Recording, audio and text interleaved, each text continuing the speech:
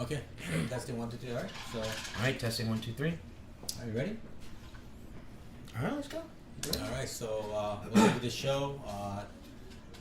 This is a man who needs no introduction. Oh, stop. He's been in the industry, I guess, 25 years. Yeah, 26 years now. 26. Yeah, you believe that? Yeah. Because I remember we kind of started together. That's right. That's right. I was one of your second week customers. Second week of business. I remember. I don't know if you want me to tell the story, but tell the story. So I remember, we had a signing with Joe Quesada and Jimmy Palmiotti. Right. It was X Factor '87, I think. Exactly. Yeah. And, they were a big name, but they're not the superstar they're now. Right. Because I think he's like a CEO of Marvel or something. Yeah. Yeah. I think he's chief creative officer. Yeah. Well, he was up until recently because now Kevin Feige is chief creative officer. Right. So Joe Quesada has some role, but he has a high-ranking role in like the whole entertainment complex of Marvel. Exactly. So we're having this signing, and like I said, they're well known, but they're not huge like they're now. Right. And there was a gentleman that was online and kept asking these guys questions. Kept asking questions. Non-stop. Wouldn't stop. Non-stop. I mean, literally 50 questions. Probably took a water break and then came back and asked some more questions. I think so. And they who was that? Got him back of the line. And who was that guy? I think that was you. Yeah, I think that was me. And I think I was doing like a face palm. Hey, listen. Oh, man. Hey, listen. The relationships were still maintained. No, but you were asking really good questions, industry questions. Yeah. And then what happened after that? Yeah, wow. I mean, after that, so I ended up interning at Milestone. Right after. Milestone Media Inc. Shortly after. From that signing? Shortly after. Okay. Yeah, I started interning at Milestone in 1993. Okay. Jimmy Palmiotti, who's a friend of mine who I actually met when I was working at PK Art Supply down the block at the time. Yeah. He was one of the people who pointed me towards Milestone, but the main person was a friend of mine, Jason Scott Jones, who's a television producer. Mm-hmm. He was the color director at Milestone, and he started as an intern as well. Gotcha. So he was one of the main people that pointed me towards Milestone. So I started there as an intern in '93. Yeah. So wow. But did you always wanted to get into the field? I was like most kids at the time. A lot of us grew up on John Byrne and George Perez, and we wanted to be comic book artists. No one really wanted to write comics. I think everyone wanted to draw comics. Right. That's what the glamour is. Exactly. And so I went to High School of Art and Design, and I also went to School of Visual Arts. And it was while I went to SVA that I became interested in writing. And then what happened is I used to submit writing samples to publishers all the time. And the way I met Jimmy Palmiotti was that he was shopping at the art store down the block where I was working. But I didn't help him. A coworker of mine named Dean Hogarth helped him. So I must have come back from a bathroom break. And I was like, hey, who was that? And the guy said, Jimmy Palmiotti, and I ran right after him and let him know that I was sending these submissions in to write an 8-page story for Marvel Comics Presents, which was a weekly anthology title, but getting no responses from the editor. So he said, okay, give me your name again, and I did, and within a month, I got a letter from the editor who gave me responses on all 3 submissions. I submitted pitches for, one of them was like a Namorita story, Namorita from the New Warriors, because I was a big New Warriors fan back in the day. So that's how Jimmy and I met and started becoming friends. And so I didn't really know that I wanted to be in comics in terms of as a business until I started working at Milestone. And working there, seeing this publishing company run by 4 black men, putting out comics on a monthly basis, that reality, seeing it as a business, that was when it became clear for me, oh, this could be a career. This could be more than a hobby. This could actually be a job through which I could make a living doing what I love to do. So Milestone was an entity in DC, or were they a separate No, entity? Milestone Media Inc., separate company. They had a publishing deal with DC Comics. So DC Comics was responsible for publishing and distributing the books through, at the time, there were 2 distributors. Diamond Distributors and I think Capital. Right? Not Heroes? No, I don't think so. I think it was Capital because the way that I found out about Milestone initially was that Capital put out a catalog called Advanced Comics. Yes. And Advanced Comics had an extensive interview about Milestone, and it had a phone number that said, if you want to join the team as a member of our internship, call this number. And that's what I did. And you called? I called. It was right there. They said they invited me to call, so I called. Wow, you really worked. Yeah, it worked. So I know Milestone has some heavy hitters. Founders. Oh, absolutely. Dwayne McDuffie was an editor-in-chief. Yeah. Well, a mentor and a friend to me, and God rest his soul, and a great influence. Yeah. Derek Dingle, who's a high-ranking person at Black Enterprise magazine. Dennis Cowan, and Michael Davis. Man. Those were the 4 operating founders at the time. There was a 5th founder who was writer Christopher Priest. But Priest was one of the 5 original founders, and in fact, Priest wrote the first draft of the Milestone Bible, which basically outlined the Milestone universe. Nice. But Priest would end up separating from the company before Milestone went to publication. So he's kind of like the 5th Beatle of Milestone Comics. That's so sad. Yeah, but you know, everyone did their part. That's a very interesting origin. Yeah. I didn't realize that Christopher Priest had something. Absolutely. When he was working at DC Comics as an editor on the Impact line in the days, he would stay there late at night and work on the Milestone Bible. Oh wow. Yep. That's paying the dues, right? Yeah. Hey, listen, he paid his sweat equity. I mean, the books sold really well. They did. I mean, especially compared to the numbers now. Yeah. But yes, when it launched, the Milestone line launched really big. It was definitely a success. So what happened after, several issues got released? I mean, it's hard to say. Well, first of all, the market changed. The numbers that comic books were selling in 1994 is not the numbers they were selling in 1996. Or 1997, and 1997 was the end of the first era of regular publication for Milestone Comics. So sales numbers were going down all over the place because the speculators had entered the party for the death of Superman and all the chromium covers and things like that. They started to disappear, and what we were left with were the actual readers, and that was a bit of a system shock for the industry. And so Milestone was a casualty of that. For that and other reasons. Did they come out around the same time as Image or a little bit later? I think the same time.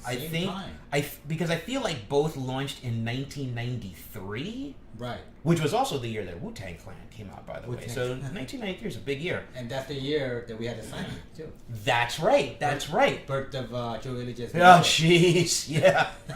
We could call it that if we want. Yeah. But so 93 was the year they launched. I think Image launched at the same time. And if you look back in the archives, you'll see pictures with like the Milestone founders and Jim Lee or Todd McFarlane and stuff like that. So they were all doing this at the same time. There was this need for creative independence. And other companies too. Chaos Comics, Valiant Comics, Malibu's Ultraverse. The 90s were a real pivotal time in American superhero comics. Definitely. But I think Milestone, had a different role. I think it kind of planted the seed. Right, definitely. The role of Milestone was to represent all the people whom had been historically marginalized by comic books. Right. Behind the scenes in terms of staff, definitely representation of characters. When you're looking at the things that people are talking about now, queer characters, disabled characters, these types of characters, transgender characters, they were in Milestone in the 90s. The first lesbian couple, Donna and Blitzen, were introduced in Milestone's Shadow Cabinet title. Their Death Wish title had the first transgender superhero, or possibly the second. Grant Morrison's Invisibles may have been the first, but if Milestone wasn't the first, then Milestone was the second. So Milestone was breaking the boundaries back in the 90s. Wow, it paved the way for like a whole bunch of absolutely in different race. Absolutely, and a lot of creators got their start at Milestone, and would go on to then work in major companies, work inside of comics and outside of comics. So a number of us launched our careers at that company. So after Milestone, where did you go?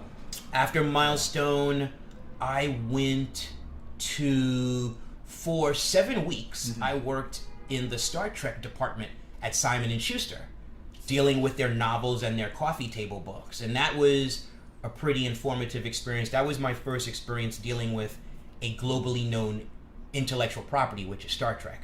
And when you're dealing with an intellectual property like that, what you find out is that it has a lot of rules. Star Trek had a lot of rules. So that was my first exposure to that. Yeah. So I worked there for all of 7 weeks as an employee, as a temp. Before I was at Simon & Schuster, I was at DC Comics for 3 months as an editorial temp.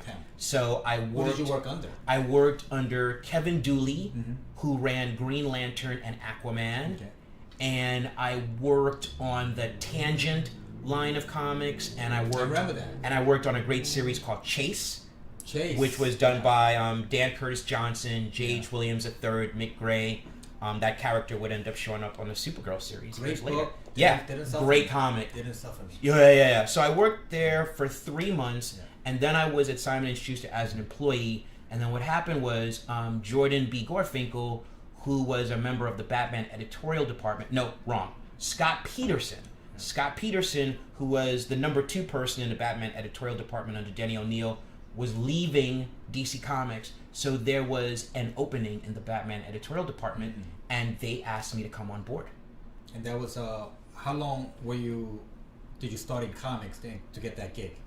I mean, well, I started interning at Milestone in 1993, and then I got a part-time job there in 1993. I became a full-time employee in 1994, and I started working in the Batman department of June of 1998. So about 5 years? Yep. Okay, so then you became the editor? I was an associate editor, so to be an associate editor meant that you were the number 2 person to editors, but you were also able to edit your own titles. So at the time when I came into the group, we had just started Batman No Man's Land, which was the big 1-year event which dealt with the collapse and the rebirth of Gotham City, right? And so it was a 52-week event. There was nothing like it in comics, nothing quite like it. And so Denny O'Neil was a group editor, Jordan V. Gorfinkel and Darren Vincenzo were editors, so I would be the number 2 to them on various titles, and then I ended up having some of my own titles, one of which was Birds of Prey, which was a career highlight for me. Another one was Batman Beyond, and then I was able to develop independent projects as well. So that's a pretty big deal, because Batman is one of the biggest intellectual properties. Exactly. To edit those titles. That's a big deal. I almost got fired. Oh. Well, I didn't almost got fired, but I thought I was going to get fired 2 weeks in because the Joker appeared in a 3-part Catwoman storyline, and Catwoman 65. These colored pages come in from the colorist, and Joker's lips are blue. Now, I grew up knowing Joker's lips are red, but I said, hey, I just got here. This person's been coloring Catwoman, so she knows what she's doing. So I sent them through.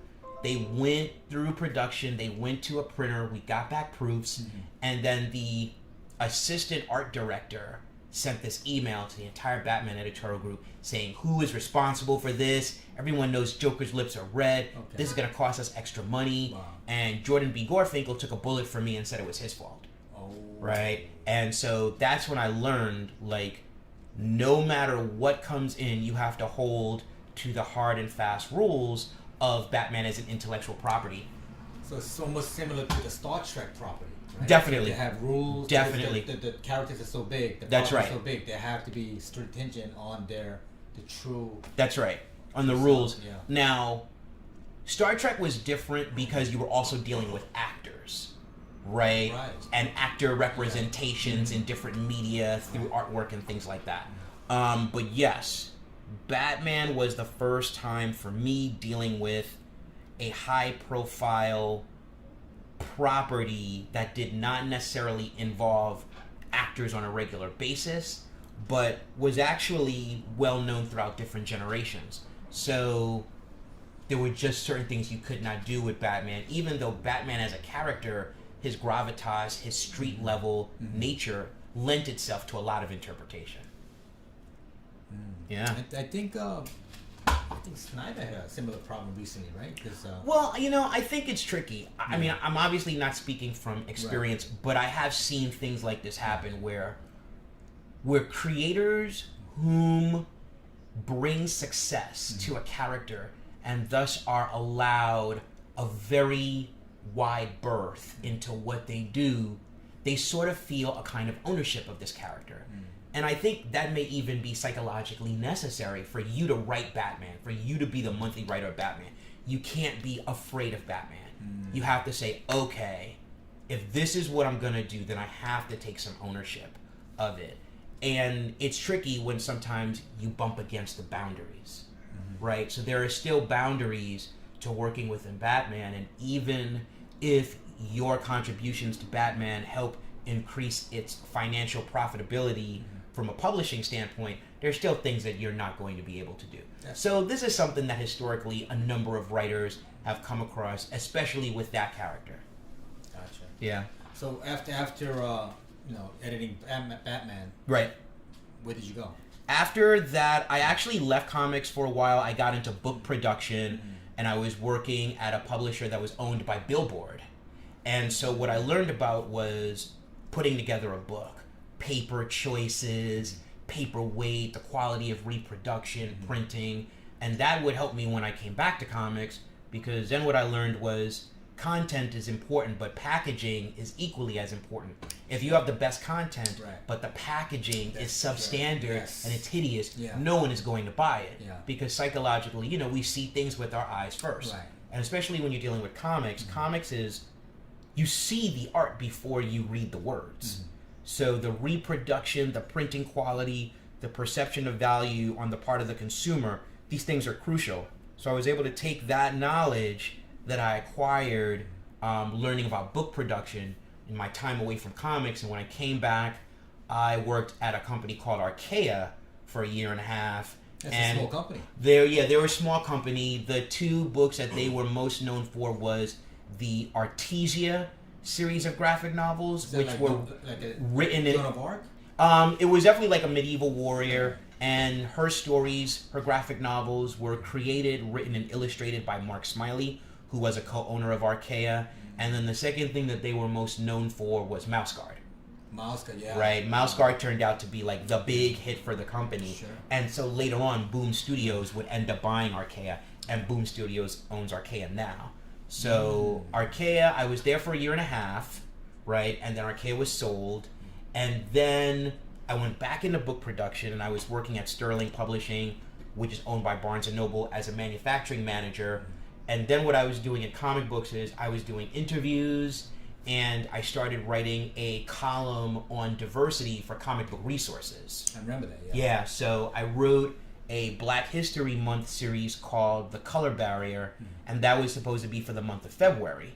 And at the time, Comic Book Resources was owned by Jonah Weiland, and the column was successful enough, at the very least, in that it galvanized conversations, we got a regular readership, and there was no other column like it at the time, because before me, there were different writers, different black writers who were talking about these things, but they didn't have anything running on websites at the time.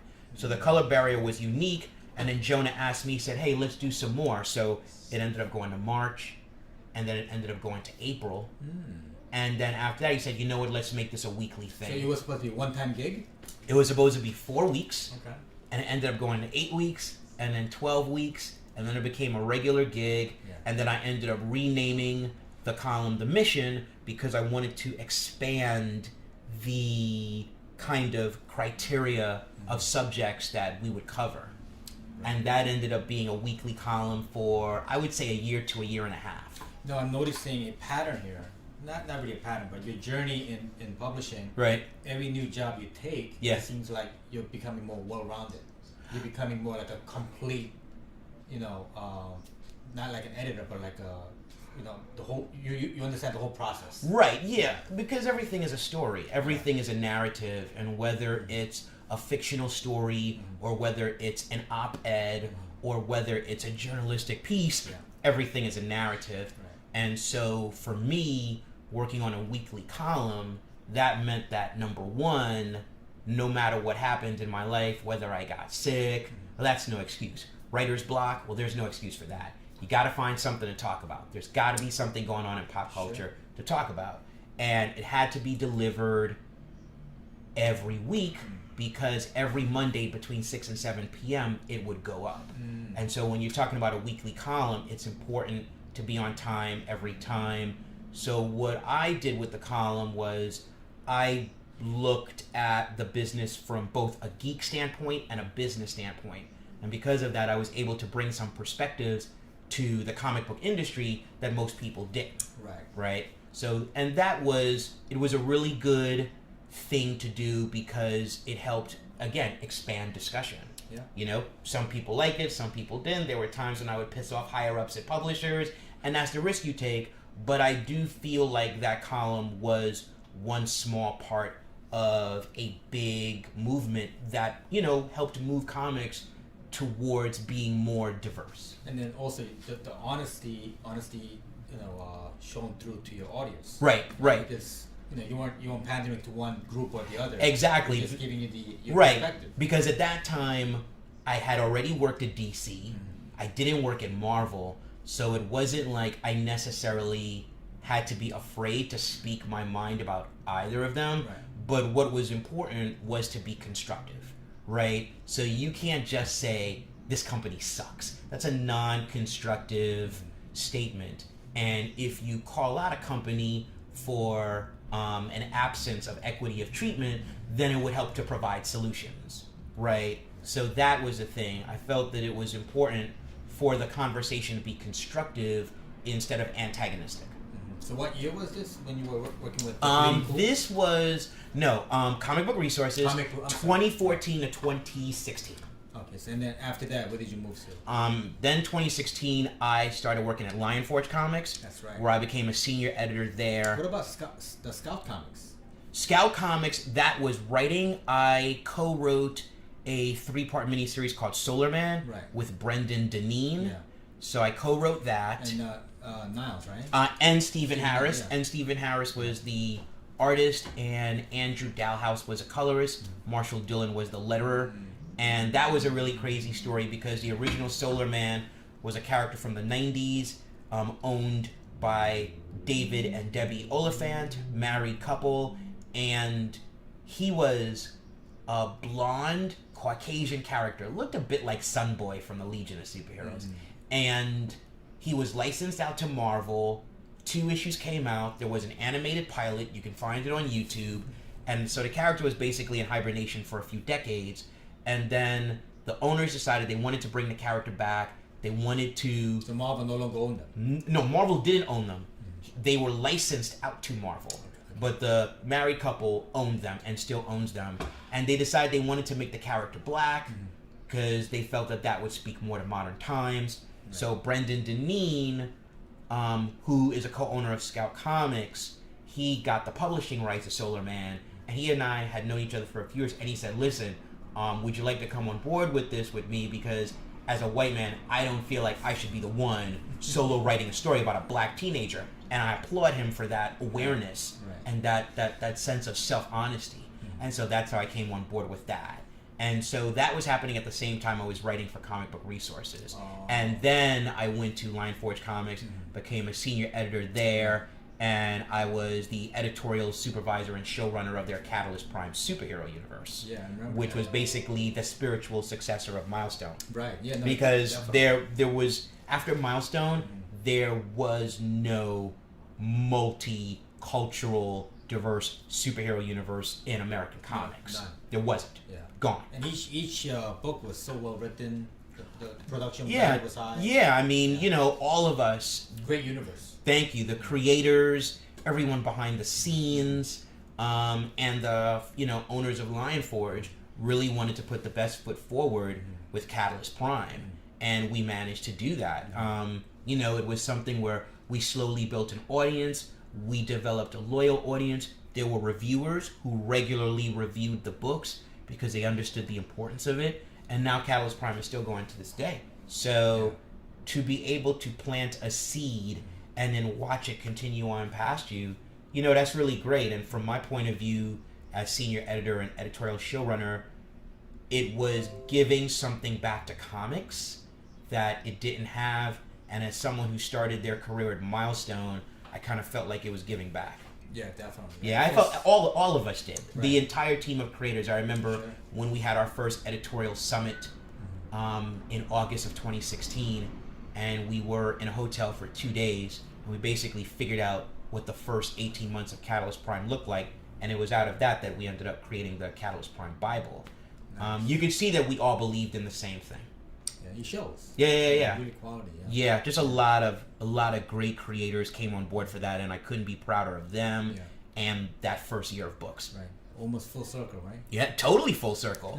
It started at Milestone, and it closed in Lion Forge in that context, yes. Yeah. And it would continue on. Right. And then from Lion Forge, you went to Valiant? For Lion Forge, I went to Valiant. I was executive editor there for a short period of time. During that time, we did some really great books. We relaunched Bloodshot with the Bloodshot Rising Spirit miniseries. Right. Livewire, who had been a popular character from the Harbinger series. Livewire got her own series, and we brought on Vita Ayala. Vita is someone that I had known for a few years, wanted an opportunity to work with them. So when we talked about doing a Livewire series, there were 2 writers that we reached out to. Vita was one of them, and Vita just gave in this pitch that was so character layered, right? The understanding that if you're talking about a redemption story, you've got to break your hero down before you can build them back up. And it understood this psychologically, so brought them on board, and it turned out to be Vita's first real ongoing series. Livewire ended up going for a year. I think the 12th issue just came out, as a matter of fact. Right. So that was just 1 year straight. So we did that. And we did some great books, So it was a cool time. I was honored to have had that short period of time to work in the Valiant universe, because I had been buying Valiant comics since the relaunch in 2012, I think it was. Right. 2011 or 2012. Right. It was somewhere close to the DC New 52, I think. Is that when Sony or that the DMG Chinese company bought? Well, DMG ended up, they had a partial ownership in Valiant for a few years, but I think they ended up owning it 100% in January of 2018. Right. And then I started there in April of 2018. So I went directly from Lion Force to Valiant. Right.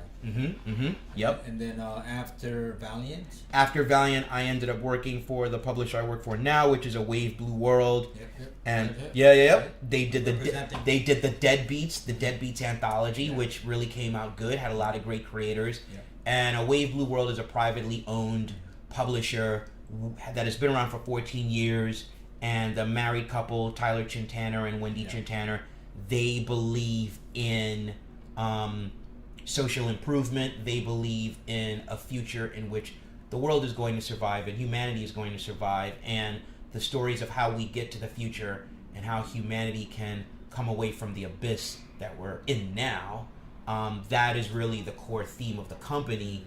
So the company does creator-owned stories, anthologies like Deadbeats, and art books on various artists. So I'm the editorial director for Wave Blue World now, and developing some interesting projects in the young adult space and the science fiction space, and those things are really exciting. Yeah, and also they're doing something really exciting in the industry. I think they pioneered it, because they do a single issue, right? And then they go right to a trade. Right. So different companies are playing with different, what I'll call disruption, distribution models. TKO is one of them. Scout Comics is one of them. So Scout Comics has something similar, where a Wave Blue World differs with its premiere program is, so you have, let's say it's a 5-issue miniseries. Right. Let's say you have the first issue come out in October. So the first issue will be high quality, #1, with collectible cover art in the kind of painted style by an illustrator that is appealing to the collectible market. Hardcover stock.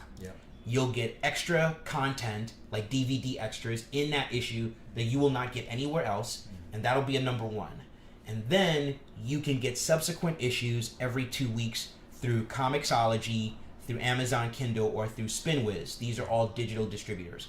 They will not come out in print. Issues 2 through 5 will be exclusively digital and come out bi-weekly with a price point of $2.99, which is $1 less than they would have been if they had been printed, right? Yeah. 2 months after the number 1 comes out, trade paperback comes out. Right. Right? And so what that means is, so it means a number of things. It means, number one, that creators can feel confident that their entire story will see publication. Because what we've seen in the last few years is a number of miniseries that are interrupted in the middle and then completed in trade paperback. We've seen it from independent publishers. We've even seen it from DC Comics with the Vigilante series that they did a few years ago. Did they do that? Yes. They did a Vigilante series. I believe it was written by Gary Phillips. And they published 3 monthly issues and then suspended publication. The trade paperback came out, which had all 6 issues of story. That was in part due to declining sales. But that was by accident, not. Yes, that was by accident. But what do these things? Actually, all the retailers gave a stink of that. But what do these things teach us? These things teach us that the direct market's capability to sell issues past number 1 diminishes considerably. And so what we have to do, I think, as publishers, as people that have the responsibility of getting creator stories into publication, is we have to look at what are the buying patterns and figure out ways to respond to those. So we know that people and retailers like number 1s. We know that people and retailers like collected volumes. So we provide those in print. The other issues you can get digitally. And now let's think about this. Digital issues are acquired through technology. More people have smartphones and tablets than there are comic book stores in America, in the world, right? So that means through digital format, anyone in the world with the proper apparatus can follow our stories. But if you're talking print, if you don't have a comic book store near you, or your publisher does not make it available to order through a website, and even if they do, you have to pay for shipping costs, then you never get to see that story. But you are alienating the completionists. So there are certain factions within the community that want the complete 6 issues. Right. That makes perfect sense, and everything is a risk. You are using the collector though. Well, I think what we're doing is we're looking at what allow for the greatest chances for the completion of a storyline, right? Number 1 to launch, trade paperback to complete it, right? That's what we're trying to do. We're trying to minimize the chances of a level of sales attrition leading to the suspended publication of a project midway, as has happened with various other projects. And if you notice, various creators who publish through Dark Horse, who publish through Image, they're going to straight to paperback format. They're actually abandoning single issues altogether. So, the publisher came up with this because they're losing money on the single issue. Because they understand that somehow that is not working for them. That the industry is changing, and that business model's viability, depending upon the company, has varying chances for success. So now, speaking about the direct market and the industry, right? Do you think the current market is viable? Are we going to survive this? The direct market is going to survive. The anticipated failure of the direct market has happened again and again and again. This is cyclical. The question is different now. Well, the question is, what do all the parties involved learn from it, right? So if you're talking about the direct market, who are the parties involved? You're talking about publishers, you're talking about retailers, you're talking about the distributor, right? Those are the 3 parties involved in the triangle. The end user. Yeah. The end user is the customer, right? But before you get to the end user, the 3 parties that make up the ecosystem of the direct market is publisher, distributor, retailer. Right? So what can those 3 parties learn from what's happening in the direct market to figure out solutions to push it forward? These are the questions that the leaders of these various parties are going to have to ask themselves and come up with some collective solutions, right? One of the things that I have heard a variety of stores doing to help them mitigate losses is going on a subscription-based model, right, where basically you order enough copies of monthly books to meet your subscribers, right, and that's it, yeah, right? Because there was a time when the back issue market was really viable. But the back issue market, and I'm not talking about comics from the 50s and 60s. That's not what I'm talking about. I'm talking about if Annihilation Scourge #1 drops from Marvel, right? If that's a 4-issue miniseries, the collection is going to come out in no time. So the viability of 2, 3, and 4 shrinks, right?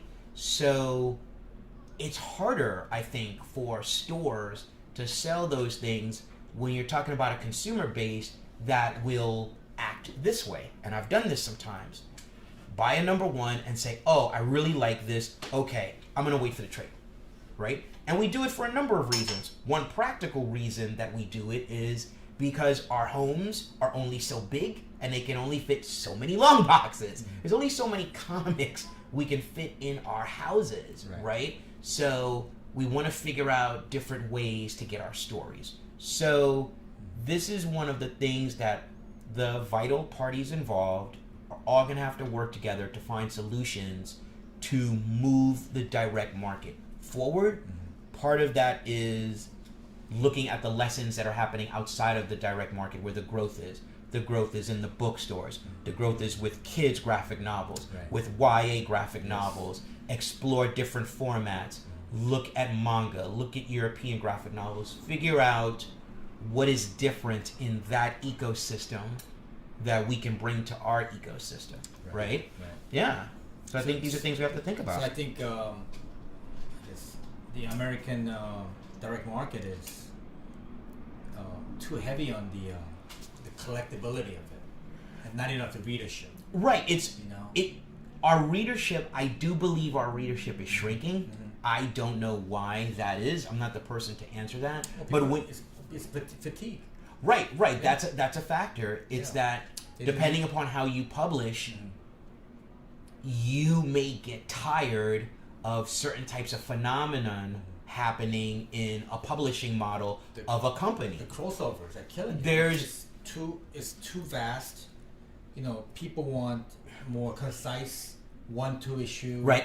You know. Right. And you get the whole story. But now you just can't read 1 or 2 issues. You have to read 17 other issues just to get the whole story. It's really a lot. And it becomes overwhelming. It's really a lot. And you get fatigued. Yeah. It happens every summer. There's emotional fatigue as a reader. There's also financial consequences. Yeah. There's only so much that we can afford. Yeah. And as far as I can tell, the rate of inflation is increasing faster than the rate of wages. So people have less disposable income. There's more books coming out. So you're going to have to cut down.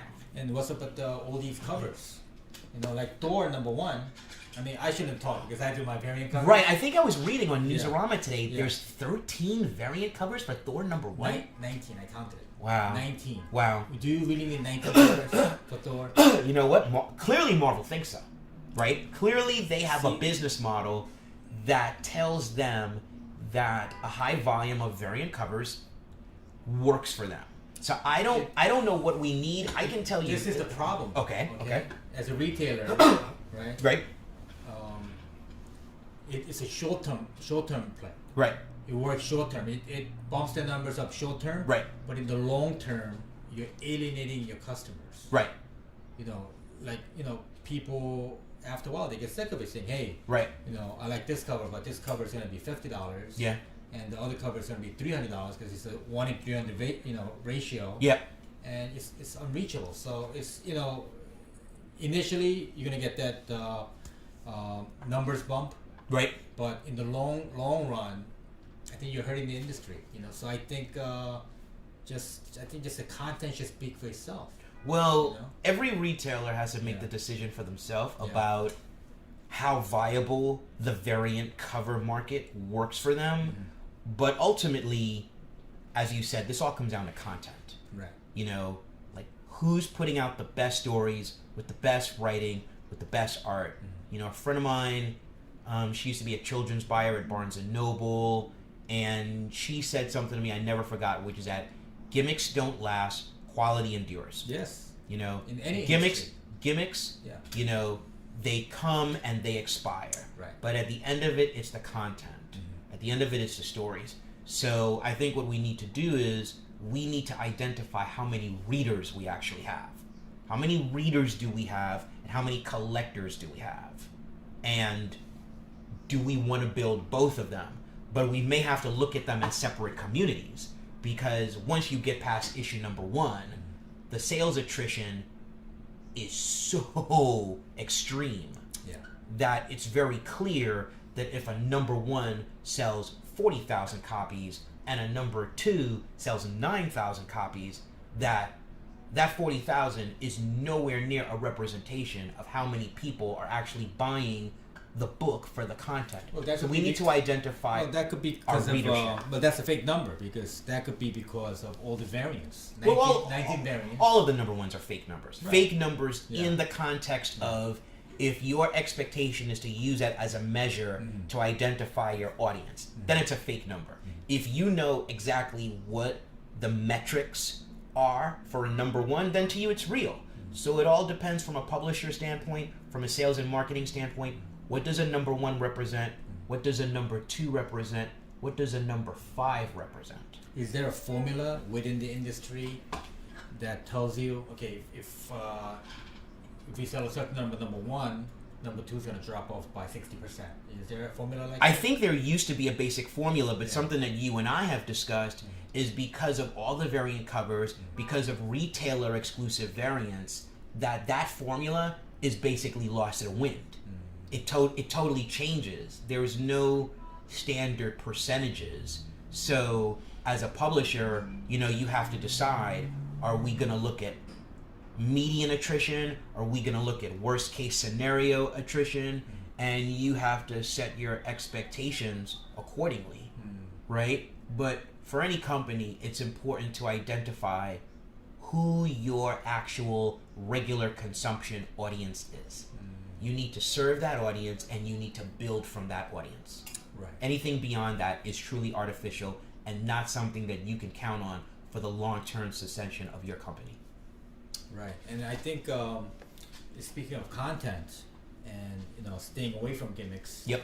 I think Marvel had a really good execution, for the last couple of months with the House of X and Powers of 10. Yeah, I keep saying Power of X. I know. No, I read enough interviews with Jonathan Hickman where he explained that it's Powers of 10, and when you read it, you're like, oh, I understand why it's Powers of 10, because there's mathematics that are part of the story, and it happens in Powers of 10. 10, 100, 1000. So it's basic algebra. But that was successful in the context that retailers like yourself want new people coming into their stores. House of X and Powers of 10 brought new readers into comic book stores. Not only new readers, but they brought back people that quit. Right. People that may have abandoned the X-Men franchise because of how complicated it became. Exactly. So it did that. The sales numbers were great. And it did something which I haven't seen in comics in a long time, which is it created a weekly conversation. Yeah. We were all talking about this every week, and you were either in the conversation or you were outside of the conversation. Right. And if you were out of it, you wanted to be in it. So this story was like a magnet. And even with that, even with what you consider that perfect storm, because of the distribution model and the publication model, retailers like yourself could not get second printings and third printings fast enough to keep up with the weekly conversation, right? So something like that seems to meet most of the criteria still didn't meet all of the criteria. That's true. Right? That's true. But I think the industry has to learn something from that event. I would think so, because for most intents and purposes, it was a success. Very smooth. Why was it a success? One, because it provided an entry point for new readers. You did not have to be an avid reader of any of the X books before House of X and Powers of 10 to jump on there. Secondly, the storyline was very ambitious and complex by Jonathan Hickman. obviously a proven talent with all that he's done with his own works at Image and at Marvel Comics. The amazing art team, what was it? RB Silva, Pepe Larraz, Marte Gracia, Clayton Coles, designed by Tom Muller. You know, you had the great editors. So that was really something that came together from a lot of potent ingredients, you know, and really made a great 3-month event. Yeah, that was Very ambitious. I will say that. I mean, there's a bunch of debates about, well, how successful was it? How good was it? That's all subjective. But it was definitely ambitious, and it turned out to be a financial windfall for Marvel Comics. Definitely, and it actually lived up to the hype and maybe surpassed it. Right. Very rare Right. for, And comic events. now they have the relaunch, and we'll see how long that goes and what that really does for the franchise. Well, so far so good. Mm-hmm. So talking about the industry again, Right. You know, so where do we go from here? The industry, because obviously it's shrinking because of technology. You know, print media is really dying actually. Well, I think one of the problems is when we say the industry, we're usually referring to the direct market. Mm-hmm. But when you're talking about the comic book industry, the comic book industry is inclusive of book publishers and the book publishers who are really succeeding with kids graphic novels, YA graphic novels, Captain, Underpants, Dogman, Raina Tagelmeyer, whether it's Smile, whether it's Guts, the manga, My Hero Academia, First Second puts out great books. You're talking about Scholastic Graphics, of course, right? So when you're talking about the industry, you are talking about a larger community, a larger ecosystem than the direct market. So the shrinking that you're talking about, that's happening in the direct market, and it would behoove us to look at how we can improve that, and to do that by working together. You know, every time we complain is an opportunity that we miss to converse. So should right? the current retailers, should they change the business model and maybe tap into the book market? I mean, you know, every retailer has to figure out what's right for them, because there are different size retailers. It depends on where they are geographically, what kind of service they provide to their community as a destination spot.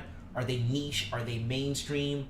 But if you sell comic books, and the definition of comic books is so much wider now than superheroes, and the growth is outside of superheroes, it would make sense to explore some of that and say, oh, how can I make this store a magnet for the audience that is fortifying that kind of growth, right? Yeah, but you know, if you notice, a lot of these stores that can't figure it out are closing their shops left and right. And it's tragic. It's tragic.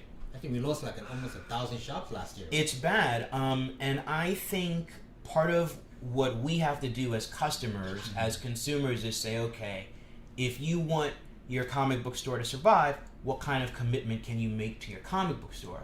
So in my case, for yourself and for another retailer here in the neighborhood, I'm a regular subscriber. I have a pull list with you. I have a pull list with them. So I feel like that's one thing that we can do. We can become regular subscribers at our comic book stores. We can establish pull lists. Those pull lists represent books that we will commit to purchasing, that we can afford to purchase, and we will pick up all the books instead of leaving a bunch of books at our retailers, you know, because that doesn't help anybody. So we can help comic book stores by becoming subscribers and thus helping comic book stores determine the size and shape of their audience, right? So that's one thing that we can do as consumers. We can't put the onus entirely on you, on a Marvel Comics, or on a Diamond Distributors. Some of it is on us. Of course, definitely. Right? Yeah. So I think that's one thing that we can do. We can become subscribers at our comic book stores. Okay. That's really good advice to the end user. Yeah, exactly, right? Yeah. Because we want something to use. Yeah. If you disappear, how are we going to get our weekly entertainment? This is true. right? The And only other way would be digital, right? right, on an iPad. exactly. And we're still very much society where tangibility has value. The quality of a book has value perception, depending upon your age. You have bookshelves in your home. Books are conversation pieces for your guests. Things like that. I mean, I like high quality books. I like having them on my bookshelf. I like being able to show them to my wife or friends come over and us to be able to talk about them. Hey, have you seen this book? Have you seen that book? So, we have to be part of the solution as well. But when you say we, yes, right? We talk about our age, right? Right. Are the geezers. Yeah. I'm not thinking of myself as a geezer. Yeah, I'm getting older. Yeah. Yes. But the new blood, right, in the industry are the kids. Yeah. But they're buying books too. They're buying books. Listen, Saga from Image sells. Monstrous sells. Right? No, that's true. Characters like Harley Quinn, they sell. Young people still find value in tangible product. But the formulas to how that happens, these are the things that we have to figure out. Also, parents buy stuff for their kids. Parents still believe in tangible books. When you're talking about children need tactile interaction with something physical.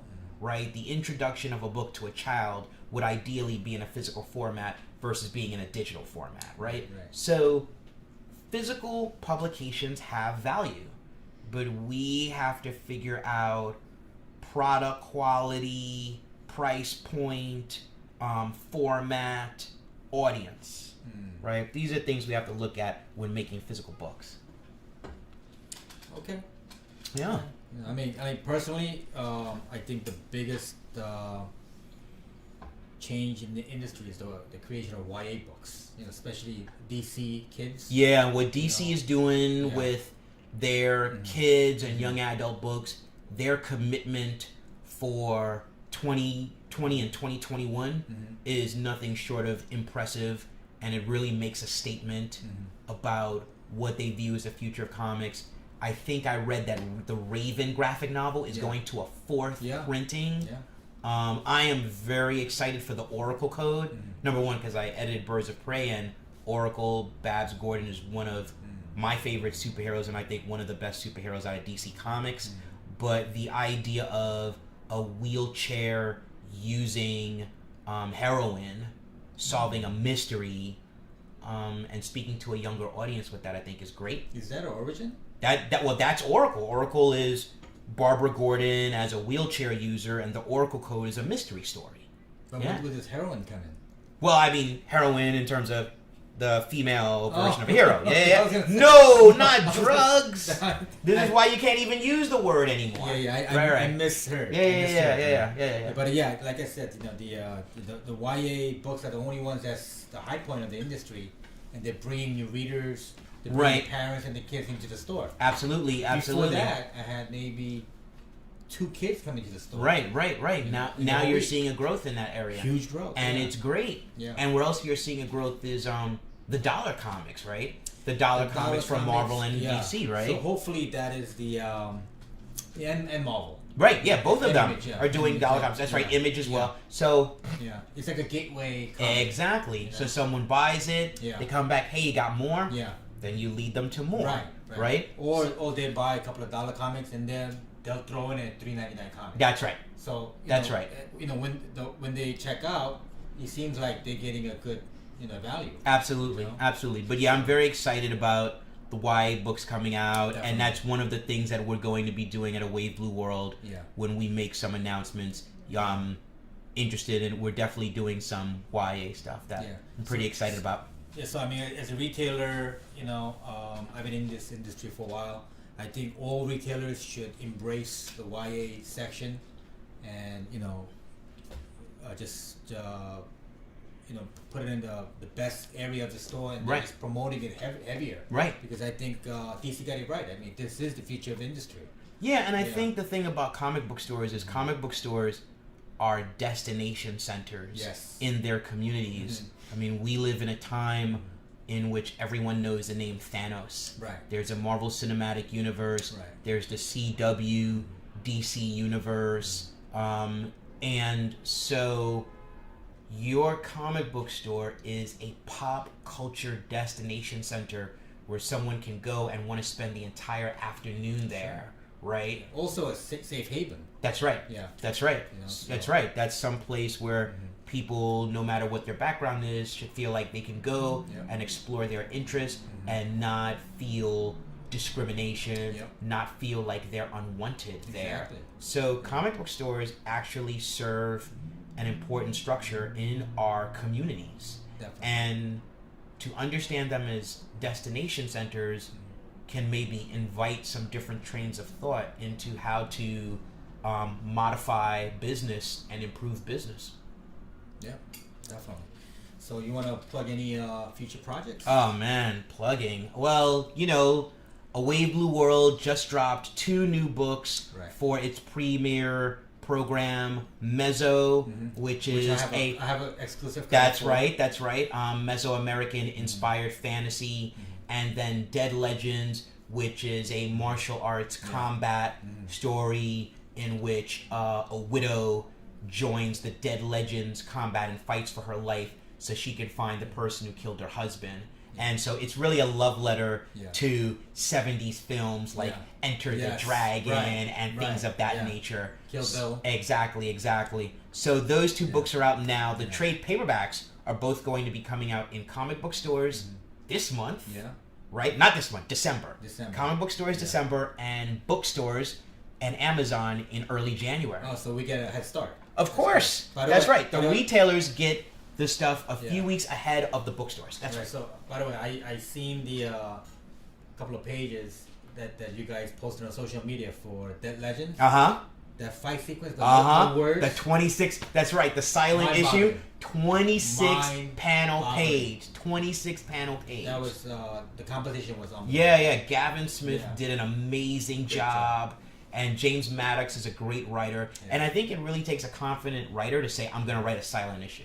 Yeah. Because then it's not about having ego with your words. It's about writing a narrative that inspires the artist enough to be able to make it engaging through imagery. Right? There's only one word in the book, and it's on the very last page. And it's pure storytelling. That's right. Right? That's right. Visual storyboard. That's right. It's amazing. It's amazing. And that you can get on Comixology or Amazon or SpinWiz right now. Yeah. Or you can wait until mid-December where you can get the collected volume in your comic book stores with a special cover by Dan Panosian. Yeah, we'll be carrying it. Yeah. I'm very heavy on that. Yeah. No. I'm really proud of those books.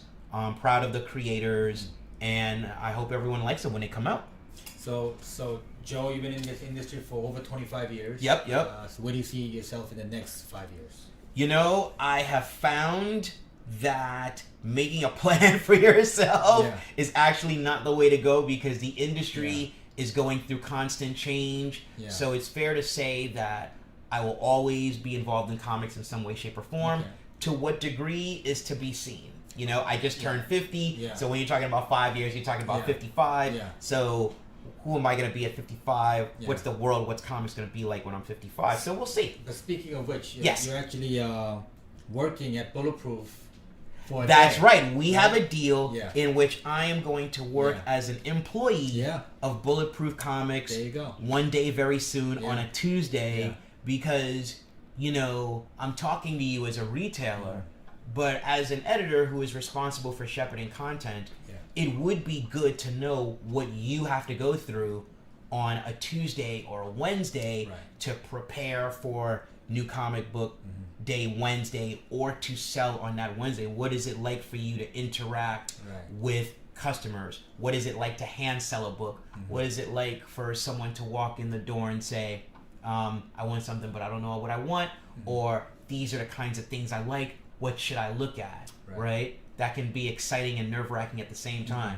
So, it's just like they say that anyone who is a film director should try being an actor for a week. So they can understand what it's like to be an actor. I said, okay, so we talked about it. So yes, very soon I will be an employee for a day, subject to all the rules and conditions of an employee, including wages. Including wages? Including wages. How about a Fur Magic? And Oh my God, that's what you got for me. All right, very good. This is what we'll do. Something nice. This is what we'll do. Something very nice. All right. That works. Looking forward to it. Yeah, me too. I can't wait. Yeah. And then I think Joe Illidge is going to be a really complete Joe Illidge. Why, wouldn't that be something, right? Yeah, then right. I will have done my time as a comic book store employee right here in Brooklyn, New York. And then I think only thing you have to do now is go to the printer and actually print the books. Wow. That's the only. This is true. Although I have been on press runs. I have visited various printers. I visited Transcontinental in Canada before, as well as Marquee. No, Transcontinental is separate. Okay. But Transcontinental, I think, is responsible for maybe printing like 80% of the floppies, 80% of the single issues in the market. So they do a lot of work. Marquee Printing does a lot of work. So I've been on press case for both of them. So yeah, I mean, so I don't think I've ever seen comics for the publisher I'm working for at the time printed though. So that would be the final thing. But yeah, so that's next after the employee thing. All right, thanks, Joe. All right, thanks for having me. Good talking with you, man. Same here. All right. All right. That was a good episode. I hope so. Yeah. Long. Did you fall asleep? Okay, then it was good. Yeah, we covered a lot of ground. It was good. It was really How'd everything look? That was fun.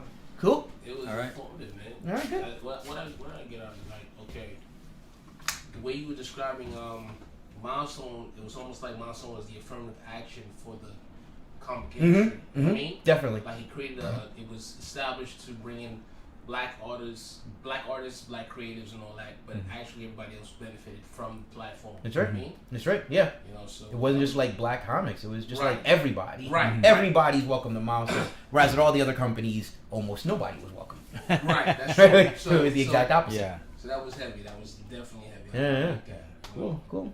That was cool, man. I was just absorbing it. You know what I mean? I said, oh. And it was like a biography of Joe. Oh, jeez. Yeah, you man. know? But it was very educational. Yeah, You know yeah. what I mean? Good. So Good. that was good. Well, You know people what I can mean? watch it and And get the way something they were playing from it. off each other was very natural. Yeah. Yeah. You know what I mean? Well, you know, this is the only guy that can get away with asking me so. Yeah. Well, we've known each other. Everyone else Forever. is like, Shit, well, Yeah, if you do a day in Bulletproof or whatever, We're doing it. This might be a prophetic refining for that 5-year question. Yeah. to be seen. You know what I'm saying? To be seen, but I'm gonna do. Joe Illidge Comics. We're doing it very soon. Yeah. We're gonna see if we can do it before the end of the year, but we're doing it very And we soon. gotta film it too. We gotta put it on social Yeah. media. You gotta film it, you need gotta to take call, stuff. call in all the nemesis of Bulletproof. That kid that comes in.